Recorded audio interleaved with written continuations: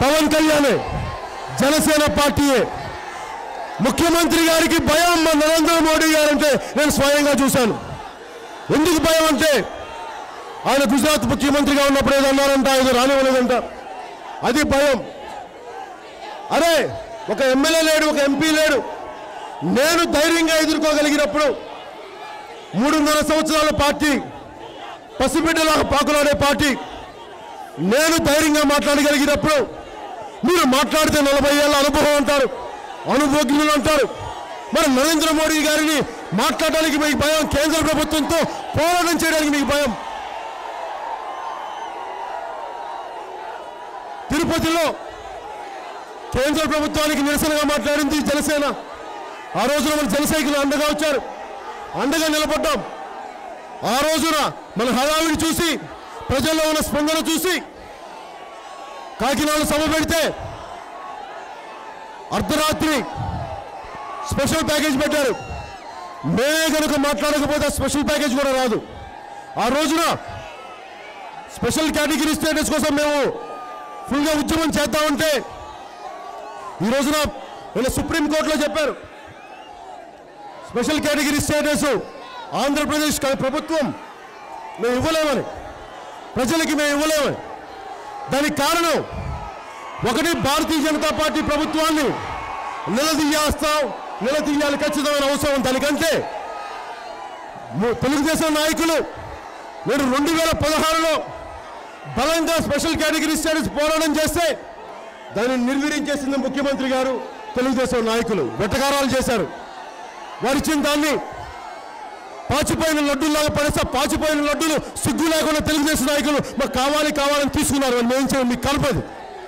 ఈ రోజున మళ్ళీ మీరే మాట మార్చి మళ్ళీ ఇది మాకు చాలా బాగుంది అని చెప్పిన వాళ్ళే మళ్ళీ ఈ రోజున మళ్ళీ స్పెషల్ కేటగిరీ స్టేటస్ కోసం మీరు మళ్ళీ పోరాటాలు చేస్తూ ఉన్నారు. ఇవి తప్పుడు పోరాటాలు. ఇవి నిజంగా మీ ఎస్కేపిస్ట్కి, మీ తప్పించుకోవడానికి మార్గాలు తప్ప ఇంకా నేను ఏ విధంగా చూడట్లేదు. ముఖ్యమంత్రి గారికి నేను ఒకటే చెప్తున్నాను, మీరు రాజీనామాలు చేయండి. మీ 19 మంది ఎంపీలని అందరినీ రాజీనామాలు చేయించండి. నేను బయటకు వస్తాను, మీతో పాటు కలిసి రైలు రోకోలో ఇక్కడే నిలబడతాం, రైల్వేస్ని అడ్డగిద్దాం. నేను నిలబడతాను. మొత్తం రైల్వే జోన్ కోసం నేను పోరాటం చేయగలను. మీరు సిద్ధపడతాను. ముఖ్యమంత్రి గారు జగన్మోహన్ రెడ్డి గారు చెప్తారు, విశాఖ రైల్వే జోన్ కావాలంటే నేను ముఖ్యమంత్రి చేయను, విశాఖ రైల్వే జోన్ చేస్తానంటారు. నేను అడిగేది ఒకటే, మీరు రైల్వే ముఖ్యమంత్రి అయ్యే వరకు సమస్యలు ఆగుతాయా? ఎప్పుడు జరుగుద్దో ఏమో, ఎవరికి ఏమన్నా భగవంతుడు రాసి పెడతాడు.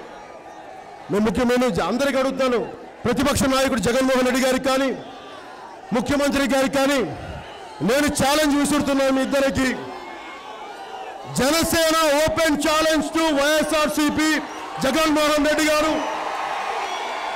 Open challenge to Chandrababu Naidu గారు. నా మీద కేసులు పెట్టించుకోవడానికి సిద్ధం. నేను మా క్యాడర్ని, మా నాయకుడిని ఒక్కరిని పెట్టిన ముందు నేనే వస్తా, నేనే బయటకు వస్తా. మీరు బయటికి రండి. మనం ముగ్గురు కలిసి రైలు ఆపుదాం. జగన్మోహన్ రెడ్డి గారు, ముఖ్యమంత్రి గారు, నేను. బండ్లు ఎందుకు రావా, ఎందుకు ఆగవో నేను చూస్తాను. విశాఖ రైల్వే జోన్ ఎందుకు రాదో మనం చూద్దాం. అప్పుడు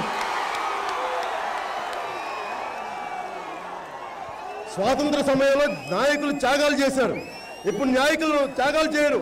అమ్మ బాబు మీరు వెళ్ళండి, మీరు రిస్క్ చేయండి, మేము పదనుకుంటాం. మేము జనసేన అలా చెయ్యం, నేను ముందుంటాను. ముఖ్యమంత్రి గారికి ఛాలెంజ్ చేస్తున్నా, ఉత్తరాంధ్ర వెనకబాటుతనం లేదంటున్నారు, నాతో పాటు రండి. మీ అబ్బాయి లోకేష్ని నాతో పాటు పంపించండి. ప్రతి ఒక్కరికి చూపిస్తాం సమస్యలు ఎలా ఉన్నాయో, ఎన్ని సమస్యలు ఉన్నాయో చూపిస్తాం ఉత్తరాంధ్రకి. ఉత్తరాంధ్రలో హైవేలు బాగున్నాయి, రోడ్లు బాగున్నాయంటే ఆ రోడ్డుకి ఇరువైపులా ఉన్నది మీ తెలుగుదేశం నాయకుల భూములు. దానికోసం మీరు రోడ్లు ఎంచుకున్నారు కానీ ప్రజల కోసం మీరు వేయించాలా? ఏంటండి వీడియో నచ్చిందా? అయితే ఓ లైక్ వేసుకోండి, లేదంటే ఓ కామెంట్ చేయండి. ఎప్పటికప్పుడు మా వీడియోస్ చూడాలంటే సబ్స్క్రైబ్ చేసుకోండి.